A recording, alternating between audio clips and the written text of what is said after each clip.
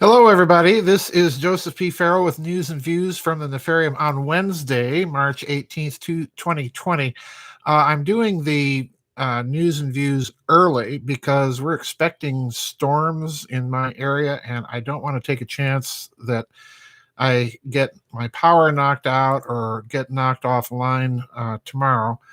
And the reason I'm doing that also is because there's a rather important article that somebody sent me. I'm also including it in this week's Tidbits Honorable Mentions blog. So in case you missed the link today, then the link will be on the website up in the Honorable Mentions on Saturday.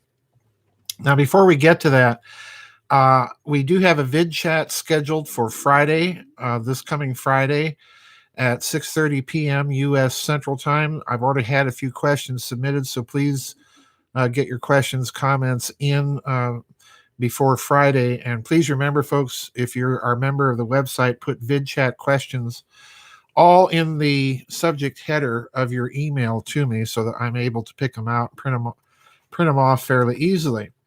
Now, I promise you, I'm not trying to contribute or add to the coronavirus pandemic hysteria. In fact, I want to thank everybody for not sending me coronavirus stories over the past week because I think it's very significant given the context of the times. It was sent to me, and what it is an article. I will link it for you, and I'm going to read the whole thing without much commentary because I think it speaks pretty much for itself. But I do want to add that I just finished yesterday an interview with Catherine Austin Fitz about this whole story. That will be appearing, I think, on the Solari website on tomorrow, on Thursday. It will also appear in the members area of my website. If you're a paying member, it will be in our website as well within the next couple of days. Now, that interview went on for, I think, about 3.5 hours, 2.5 to 3 hours, somewhere in that time. It was a rather extensive talk and discussion that we had. And additionally, I want to clue you in that Whitley Strieber and I, a couple of weeks ago, did also do a talk about the coronavirus, and Catherine also appeared with him a week later with Whitley Strieber on the coronavirus. And Whitley told me that he will be posting those interviews on his Dreamland website, I believe, at the end of this month.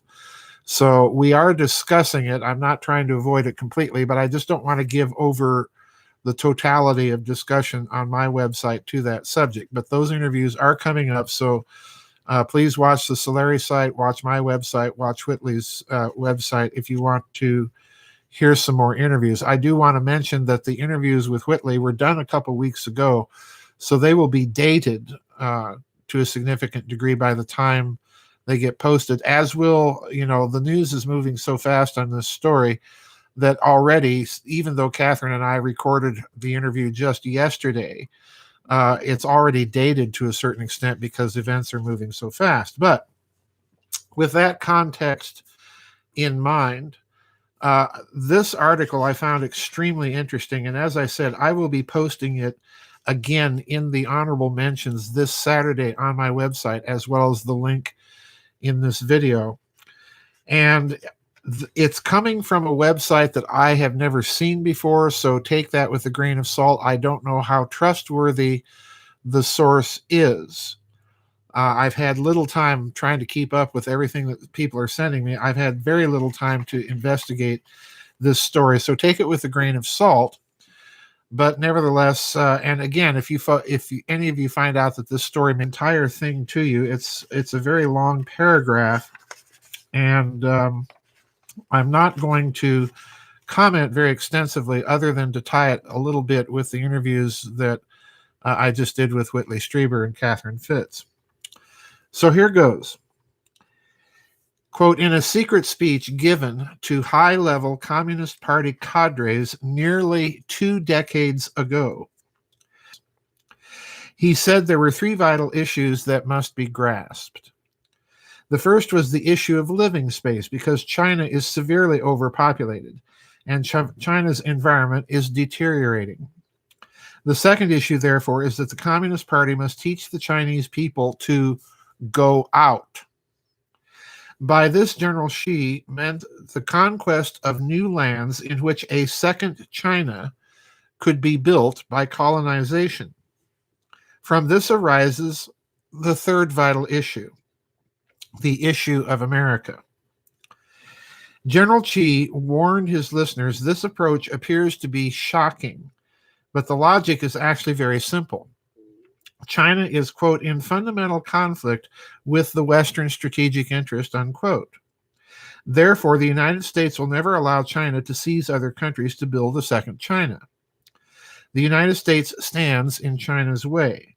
Xi explained the problem as follows: space. First, if the United States is firm in blocking us, it's hard for us to do anything significant to Taiwan, Vietnam, India, or even Japan. So how much more living space can we get?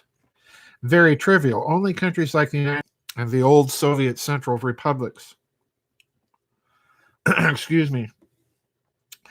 We are not as foolish as to want to perish together with America by using nuclear weapons, unquote, said the general.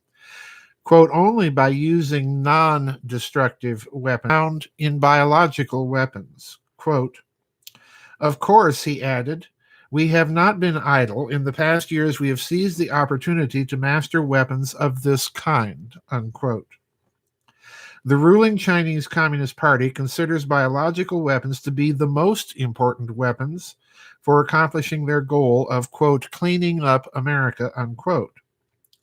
Xi credits Deng Xiaoping with putting biological weapons ahead of all other weapon systems in the Chinese arsenal. Quote, when Comrade Xiaoping was still with us, the party Central Committee had the perspicacity to make the right decision not to develop aircraft carrier groups and focus instead on developing lethal weapons that can eliminate mass populations of the enemy country, unquote.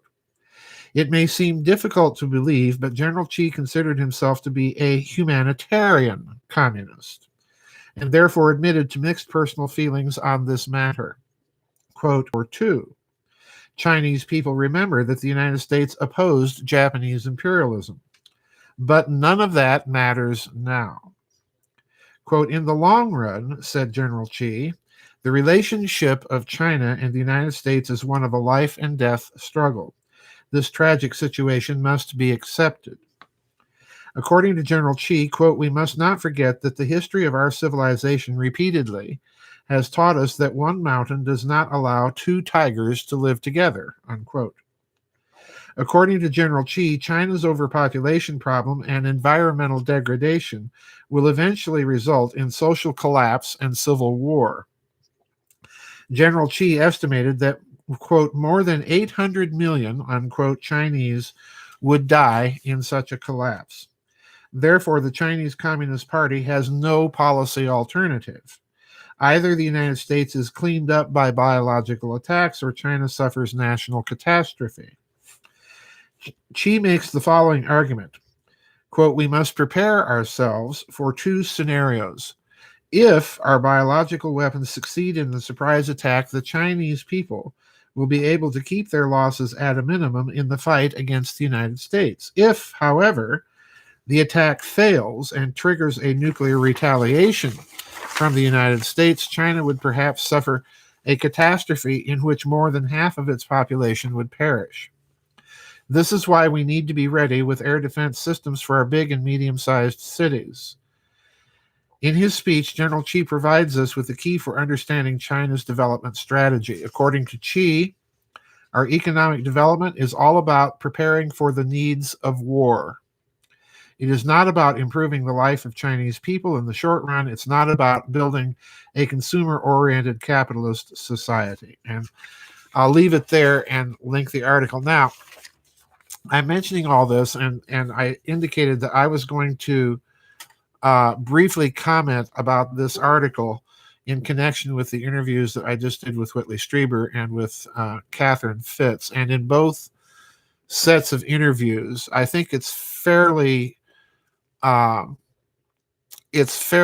correct to assert that they share my opinion, or that we all three share the same opinion, that this coronavirus story is, number one, an operation of some sort. It's a plandemic, as Catherine has been calling it. And number two, if you go around Asia to the other major economies in that region of the world, Vietnam, Indonesia, Malaysia, certainly Japan, certainly India, those countries and their peoples have a tremendous distrust of the Communist Chinese government and its intentions.